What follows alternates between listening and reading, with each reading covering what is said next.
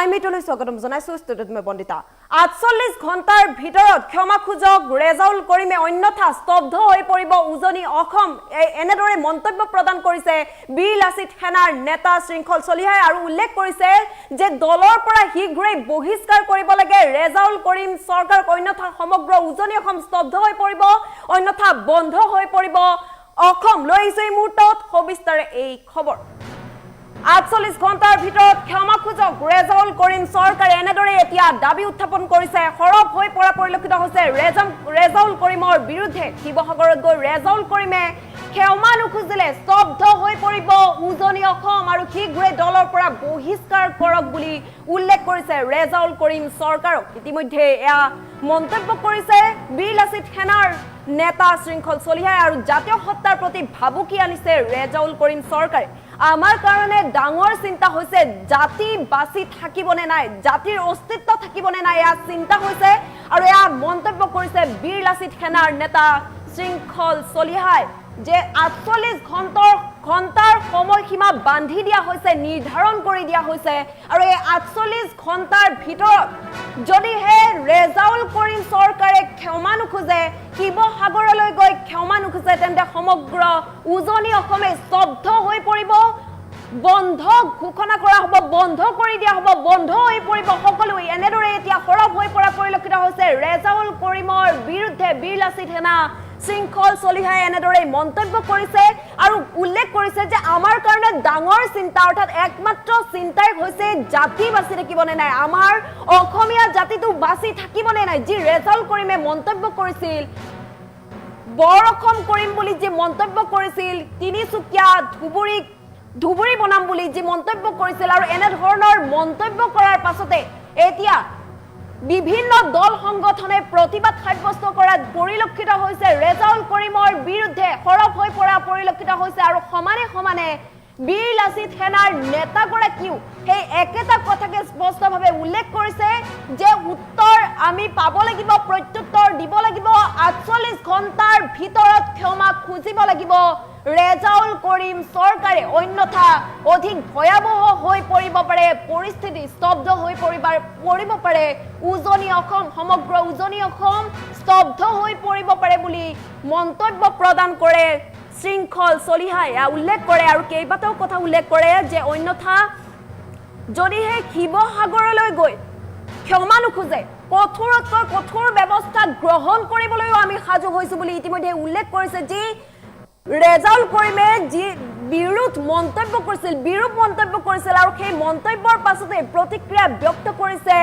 নেতাগৰাকীয়ে শৃংখল চলিহাই প্ৰতিক্ৰিয়া ব্যক্ত কৰিছে আৰু লগতে বিভিন্ন দল সংগঠনো জাঙুৰ খাই উঠা পৰিলক্ষিত হৈছে কিয়নো এনে ধৰণৰ যি মন্তব্য কৰিছে সেই মন্তব্য কোনো কাৰণতে মানি লোৱা নহব কোনো কাৰণতে গ্ৰহণযোগ্য নহব আৰু এয়া হৈছে সমাজৰ বিৰূপ মন্তব্য বা সমাজক লৈ এনে ধৰণৰ যি বিৰূপ মন্তব্য কৰিছে তাকে লৈ এতিয়া সৰব হৈ পৰা পৰিলক্ষিত হৈছে বিভিন্ন দল সংগঠনৰ লগতে বীৰ লাচিত সেনাৰ নেতা শৃংখল চলিহাই আৰু উল্লেখ কৰিছে যে ৪৮ ঘণ্টাৰ সময়সীমা নিৰ্ধাৰণ কৰি দিয়া হৈছে যদিহে ৪৮ ঘণ্টাৰ ভিতৰত ক্ষমা নুখুজে তেন্তে কঠোৰতকৈ কঠোৰতম ব্যৱস্থা লোৱা হ'ব কঠোৰতকৈ কঠোৰতম ব্যৱস্থা গ্ৰহণ কৰা হ'ব বুলি ইতিমধ্যে উল্লেখ কৰিছে আৰু যেহেতু উল্লেখ কৰিছিলে যেহেতু ৰেজাউল কৰিমে উল্লেখ কৰিছিলে যে শিৱসাগৰক ধুবুৰী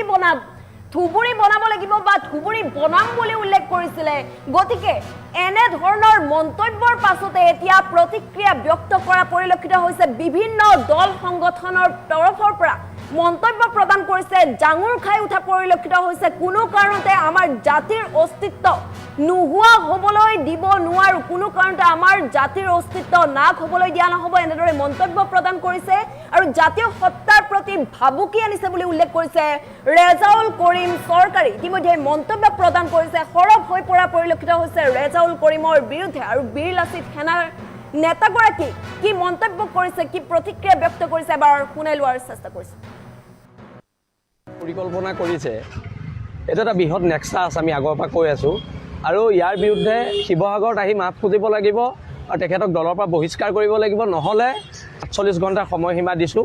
আজি যিহেতু উৰুকা, কাইলৈ বিহু, বিহুৰ পিছতে পোনপ্ৰথমে শিৱসাগৰ জিলা বন্ধ ঘোষণা কৰা হ'ব আৰু তাৰ পৰৱৰ্তী পৰ্যায়ত উজনি অসম স্তব্ধ কৰি দিয়া হ'ব, প্ৰয়োজনত অসম বন্ধ দিয়া হ'ব। কিন্তু এই ধৰণৰ কথা বতৰাই আমাৰ জাতীয় সত্তাটোৰ প্ৰতি ভাবুকি আনিছে। জাতীয় সত্তাটোৰ প্ৰতি ভাবুকি অনা কোনো কাম আমি সহ্য নকৰোঁ। ইয়াত কোন ইলেকশ্যন জিকে আমাৰ কাৰণে ডাঙৰ কথা নহয়। আমাৰ কাৰণে ডাঙৰ কথা হৈছে জাতি বাচি থাকিব নে নাথাকে। আমাৰ কাৰণে কথাটো হৈছে খিলঞ্জীয়া সত্তাটো বাচি থাকিব নে নাথাকে। কোনোবাই ভোটৰ অংকত বাংলাদেশীক তেল মাৰিব, এই কথা বতৰাবোৰ ইয়াত নচলিব। ভোটৰ অংকত কোনোবাই বাংলাদেশীৰ ওচৰত ব'ডাউন কৰিব, এই কথা বতৰাবোৰ নচলিব। সেইকাৰণে ৰাজনীতিৰ ঊৰ্ধত কথা বতৰাবোৰ হওক আৰু জাতি বচোৱাৰ স্বাৰ্থত কথা বতৰাবোৰ হ'ব লাগিব। উজনিৰ যিখিনি খিলঞ্জীয়া মন্ত্ৰী ক্ষমা কৰিব MLA আছে কংগ্ৰেছৰ, যিকেইজন MP আছে, আৰু তেওঁলোকে কওক, জাতিৰ স্বাৰ্থত মাত মাতক, জাতিৰ স্বাৰ্থত কথা বতৰাবোৰ কওক, কথা বতৰাবোৰ তাত হ'ব। আৰু যদি নহয় তেতিয়াহ'লে প্ৰতিবাদৰ সন্মুখীন হ'ব লাগিব। গণতান্ত্ৰিক দেশ, গণতান্ত্ৰিক দেশত গণতন্ত্ৰৰ ভাষাখিনি শুনিব লাগিব। আৰু নহ'লে অনাগত দিনত ইয়াৰ বিৰুদ্ধে ভীষণ প্ৰতিবাদ হ'ব। যিটো প্ৰতিবাদ শিৱসাগৰ ধ্বংসৰ যি পৰিকল্পনা কৰিছে, এইটো এটা বৃহৎ নেক্সাছ, আমি আগৰ পৰা কৈ আছোঁ। আৰু ইয়াৰ বিৰুদ্ধে শিৱসাগৰত আহি মাফ খুজিব লাগিব আৰু তেখেতক দলৰ পৰা বহিষ্কাৰ কৰিব লাগিব। নহ'লে 48 ঘণ্টাৰ সময়সীমা দিছোঁ। আজি যিহেতু উৰুকা, কাইলৈ বিহু, বিহুৰ পিছতে পোনপ্ৰথমে শিৱসাগৰ জিলা বন্ধ ঘোষণা কৰা হ'ব আৰু তাৰ পৰৱৰ্তী পৰ্যায়ত উজনি অসম স্তব্ধ কৰি দিয়া হ'ব, প্ৰয়োজনত অসম বন্ধ দিয়া হ'ব। কিন্তু এই ধৰণৰ কথা বতৰাই আমাৰ জাতীয় সত্তাটোৰ প্ৰতি ভাবুকি আনিছে। জাতীয় সত্তাটোৰ প্ৰতি ভাবুকি অনা কোনো কাম আমি সহ্য নকৰোঁ। ইয়াত কোন ইলেকশ্যন জিকে আমাৰ কাৰণে ডাঙৰ কথা নহয়। আমাৰ কাৰণে ডাঙৰ কথা হৈছে জাতি বাচি থাকিব নে নাথাকে। আমাৰ কাৰণে কথাটো হৈছে খিলঞ্জীয়া সত্তাটো বাচি থাকিব নে নাথাকে। কোনোবাই ভোটৰ অংকত বাংলাদেশীক তেল মাৰিব, এই কথা বতৰাবোৰ ইয়াত নচলিব। ভোটৰ অংকত কোনোবাই বাংলাদেশীৰ ওচৰত ব'ডাউন কৰিব, এই কথা বতৰাবোৰ নচলিব। সেইকাৰণে ৰাজনীতিৰ ঊৰ্ধত কথা বতৰাবোৰ হওক আৰু জাতি বচোৱাৰ স্বাৰ্থত কথা বতৰাবোৰ হ'ব লাগিব। উজনিৰ যিখিনি খিলঞ্জীয়া মন্ত্ৰী ক্ষমা কৰিব MLA আছে কংগ্ৰেছৰ, যিকেইজন MP আছে, আৰু তেওঁলোকে কওক, জাতিৰ স্বাৰ্থত মাত মাতক, জাতিৰ স্বাৰ্থত কথা বতৰাবোৰ কওক, কথা বতৰাবোৰ তাত হ'ব। আৰু যদি নহয় তেতিয়াহ'লে প্ৰতিবাদৰ সন্মুখীন হ'ব লাগিব। গণতান্ত্ৰিক দেশ, গণতান্ত্ৰিক দেশত গণতন্ত্ৰৰ ভাষাখিনি শুনিব লাগিব। আৰু নহ'লে অনাগত দিনত ইয়াৰ বিৰুদ্ধে ভীষণ প্ৰতিবাদ হ'ব। যিটো প্ৰতিবাদ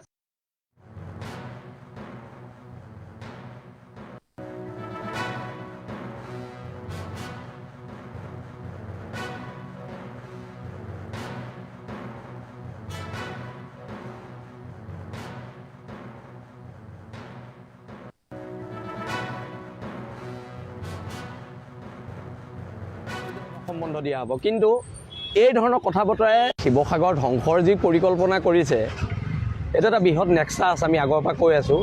আৰু ইয়াৰ বিৰুদ্ধে শিৱসাগৰত আহি মাফ খুজিব লাগিব আৰু তেখেতক দলৰ পৰা বহিষ্কাৰ কৰিব লাগিব। নহ'লে 48 ঘণ্টাৰ সময়সীমা দিছোঁ। আজি যিহেতু উৰুকা, কাইলৈ বিহু, বিহুৰ পিছতে পোনপ্ৰথমে শিৱসাগৰ জিলা বন্ধ ঘোষণা কৰা হ'ব আৰু তাৰ পৰৱৰ্তী পৰ্যায়ত উজনি অসম স্তব্ধ কৰি দিয়া হ'ব, প্ৰয়োজনত অসম বন্ধ দিয়া হ'ব। কিন্তু এই ধৰণৰ কথা বতৰাই আমাৰ জাতীয় সত্তাটোৰ প্ৰতি ভাবুকি আনিছে। জাতীয় সত্তাটোৰ প্ৰতি ভাবুকি অনা কোনো কাম আমি সহ্য নকৰোঁ। ইয়াত কোন ইলেকশ্যন জিকে আমাৰ কাৰণে ডাঙৰ কথা নহয়। আমাৰ কাৰণে ডাঙৰ কথা হৈছে জাতি বাচি থাকিব নে নাথাকে। আমাৰ কাৰণে কথাটো হৈছে খিলঞ্জীয়া সত্তাটো বাচি থাকিব নে নাথাকে। কোনোবাই ভোটৰ অংকত বাংলাদেশীক তেল মাৰিব, এই কথা বতৰাবোৰ নচলিব। ভোটৰ অংকত কোনোবাই বাংলাদেশীৰ ওচৰত ব'ডাউন কৰিব, এই কথা বতৰাবোৰ নচলিব। সেইকাৰণে ৰাজনীতিৰ ঊৰ্ধত কথা বতৰাবোৰ হওক আৰু জাতি বচোৱাৰ স্বাৰ্থত কথা বতৰাবোৰ হ'ব লাগিব। আৰু জাতি থাকিব নে নাথাকে। আমাৰ কাৰণে কথাটো হৈছে খিলঞ্জীয়া সত্তাটো বাচি থাকিব নে নাথাকে। কোনোবাই ভোটৰ অংকত বাংলাদেশীক তেল মাৰিব, এই কথা বতৰাবোৰ ইয়াত নচলিব। ভোটৰ অংকত কোনোবাই বাংলাদেশীৰ ওচৰত ব'ডাউন কৰিব, এই কথা বতৰাবোৰ নচলিব। সেইকাৰণে ৰাজনীতিৰ ঊৰ্ধত কথা বতৰাবোৰ হওক আৰু জাতি বচোৱাৰ স্বাৰ্থত কথা বতৰাবোৰ হ'ব লাগিব। উজনিৰ যিখিনি খিলঞ্জীয়া মন্ত্ৰী ক্ষমা কৰিব MLA আছে কংগ্ৰেছৰ, যিকেইজন MP আছে, আৰু তেওঁলোকে কওক, জাতিৰ স্বাৰ্থত মাত মাতক, জাতিৰ স্বাৰ্থত কথা বতৰাবোৰ কওক, কথা বতৰাবোৰ তাত হ'ব। আৰু যদি নহয় তেতিয়াহ'লে প্ৰতিবাদৰ সন্মুখীন হ'ব লাগিব। গণতান্ত্ৰিক দেশ, গণতান্ত্ৰিক দেশত গণতন্ত্ৰৰ ভাষাখিনি শুনিব লাগিব। আৰু নহ'লে অনাগত দিনত ইয়াৰ বিৰুদ্ধে ভীষণ প্ৰতিবাদ হ'ব। যিটো প্ৰতিবাদ শিৱসাগৰ ধ্বংসৰ যি পৰিকল্পনা কৰিছে, এইটো এটা বৃহৎ নেক্সাছ, আমি আগৰ পৰা কৈ আছোঁ। আৰু ইয়াৰ বিৰুদ্ধে শিৱসাগৰত আহি মাফ খুজিব লাগিব আৰু তেখেতক দলৰ পৰা বহিষ্কাৰ কৰিব লাগিব। নহ'লে 48 ঘণ্টাৰ সময়সীমা দিছোঁ। আজি যিহেতু উৰুকা, কাইলৈ বিহু, বিহুৰ পিছতে পোনপ্ৰথমে শিৱসাগৰ জিলা বন্ধ ঘোষণা কৰা হ'ব আৰু তাৰ পৰৱৰ্তী পৰ্যায়ত উজনি অসম স্তব্ধ কৰি দিয়া হ'ব, প্ৰয়োজনত অসম বন্ধ দিয়া হ'ব। কিন্তু এই ধৰণৰ কথা বতৰাই আমাৰ জাতীয় সত্তাটোৰ প্ৰতি ভাবুকি আনিছে। জাতীয় সত্তাটোৰ প্ৰতি ভাবুকি অনা কোনো কাম আমি সহ্য নকৰোঁ। ইয়াত কোন ইলেকশ্যন জিকে আমাৰ কাৰণে ডাঙৰ কথা নহয়। আমাৰ কাৰণে ডাঙৰ কথা হৈছে জাতি বাচি থাকিব নে নাথাকে। আমাৰ কাৰণে কথাটো হৈছে খিলঞ্জীয়া সত্তাটো বাচি থাকিব নে নাথাকে। কোনোবাই ভোটৰ অংকত বাংলাদেশীক তেল মাৰিব, এই কথা বতৰাবোৰ ইয়াত নচলিব। ভোটৰ অংকত কোনোবাই বাংলাদেশীৰ ওচৰত ব'ডাউন কৰিব, এই কথা বতৰাবোৰ নচলিব। সেইকাৰণে ৰাজনীতিৰ ঊৰ্ধত কথা বতৰাবোৰ হওক আৰু জাতি বচোৱাৰ স্বাৰ্থত কথা বতৰাবোৰ হ'ব লাগিব। উজনিৰ যিখিনি খিলঞ্জীয়া মন্ত্ৰী ক্ষমা কৰিব MLA আছে কংগ্ৰেছৰ, যিকেইজন MP আছে, তেওঁলোকে কওক